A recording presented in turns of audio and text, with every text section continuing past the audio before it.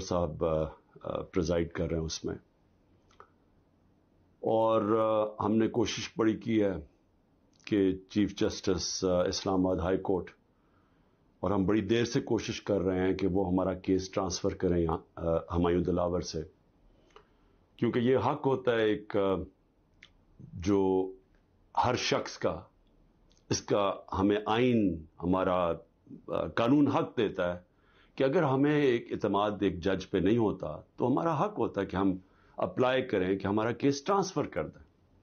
اور یہ ہم نے تب سے کیا تھا، یہ میں نے کل بھی بات کی، میں پھر بھی آپ کو بتا دوں کہ جب مجھے غیر آئینی اور قانونی طور پہ اٹھایا گیا اسلام آباد ہائی کورٹ سے اور مجھے پولیس لائنز میں رکھا گیا، تو ادھر ایک دم پتہ چلا کہ ہمایوں دلاور صاحب نے عدالت نکالی اور مجھے طلب کر لیا توشہ خانہ کیس پہ. نہ میرا وکیل، نہ مجھے پتا ہے کسی چیز کا، اور اس کیس میں پھر فرد جرم لگا دیا. قانون تو یہ ہے کہ مجھے بتا کے لگانا چاہیے تھا، بتائے بغیر لگا دیا. تو ہمیں تب ہی سمجھ آ گئی کہ یہ ہمیں یہاں انصاف نہیں ملے گا. تو اس کے اگلے دن ہم نے تب سے اپلائی کیا اسلام آباد ہائی کورٹ میں ٹرانسفر کا. اب میں بات کر رہا ہوں 12 مئی کو، یہ تقریباً اب سمجھ لیں کہ 3 مہینے گزرنے لگے.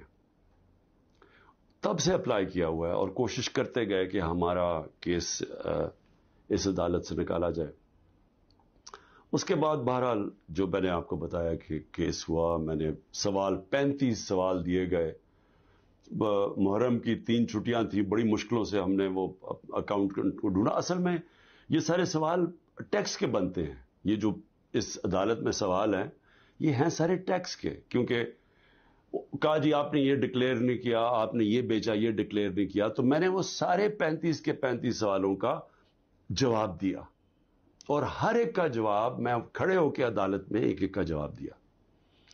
تو وہ جو ایک جگہ، اور انہوں نے سرکاری 2 گواہ پیش کیے. اب سرکاری گواہ کیا انہوں نے گواہی دینی تھی، تو ہم نے کہا کیونکہ وہ جو جواب ہیں اس کے لیے میرے اکاؤنٹنٹ کی ضرورت ہے، کیونکہ ایک 40 سال سے میرے اکاؤنٹنٹ وہی فرم ہے. میرے پاس جو پیسے آتے ہیں، جو میرے خرچے ہوتے ہیں، وہ میں ان کو بتا دیتا ہوں، وہ پھر ٹیکس فارمز بھر دیتے ہیں، وہی الیکشن کمیشن کی فارمز بھرتے ہیں، وہی ویلتھ ٹیکس جو ہوتا ہے وہ بھرتے ہیں. تو ان کے پاس سارا ریکارڈ ہوتا ہے. تو اب میں تو نہیں جواب دے سکتا کئی چیزوں کے. تو میں نے گواہ کے اندر اپنے اکاؤنٹنٹ کو کہا کہ وہ بیٹھے، اور وہ جو خاص طور پہ ایک جگہ پہ بات پھنسی ہوئی ہے کہ جی پیسے تو آپ شو کر رہے ہیں، لیکن پیسے کے اوپر آپ نے یہ نہیں لکھا کہ یہ توشہ خانہ کا پیسہ تھا. اماؤنٹ پورا ہے لیکن توشہ خانہ نہیں، وہ نہیں لکھا. تو یہ اکاؤنٹنٹ نے بتانا تھا کہ وہ فارم اس نے جیسی بھی بھری، کیونکہ فارم تو وہ بھرتا ہے. بہرحال 1 گھنٹے کا ٹائم دیا گیا اور کہا کہ 1 گھنٹے میں اب یہ نہیں پہنچے گا تو چلو. اب اکاؤنٹنٹ 1 گھنٹے میں کیسے پہنچ سکتا ہے؟ یہ کوئی ملٹری ٹرائل تو نہیں ہو رہا. اس کو وٹنس ختم کر دی، اور بھی ہم نے بلائے ہوئے تھے وٹنسز جنہوں نے گواہی دینی تھی انہی چیزوں کے، اور جو میرا حق ہے. اب ایک فیئر ٹرائل ہوتا ہے کہ آپ کو موقع ملے کہ مجھے اکیوز کریں، مجھے موقع تو دیں کہ میں اپنی صفائی پیش کر سکوں. نہیں موقع دیا گیا، اور بڑی جلدی سب کچھ تیزی سے کیا جا رہا ہے.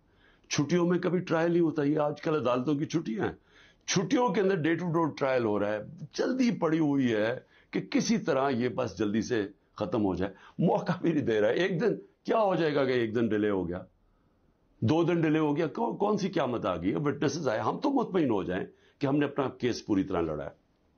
لیکن چھٹیوں کے اندر بھی جلدی پڑی ہوئی ہے کہ کسی طرح فیصلہ آئے. حالانکہ ہم سپریم کورٹ میں بھی ہیں، اور اسلام آباد ہائی کورٹ سے مجھے کہنا پڑتا ہے کہ میں کافی مایوس ہوں کہ وہ نہ فیصلہ کرتے ہیں، وہ کھینچتے بھی جاتے ہیں، وہ پورا موقع دے رہے ہیں کہ یہ جب فیصلہ آ جائے. یعنی اگر ہم نے ٹرانسفر کا اتنی دیر اپلائی کیا ہوا ہے تو کم از کم فیصلہ تو کریں.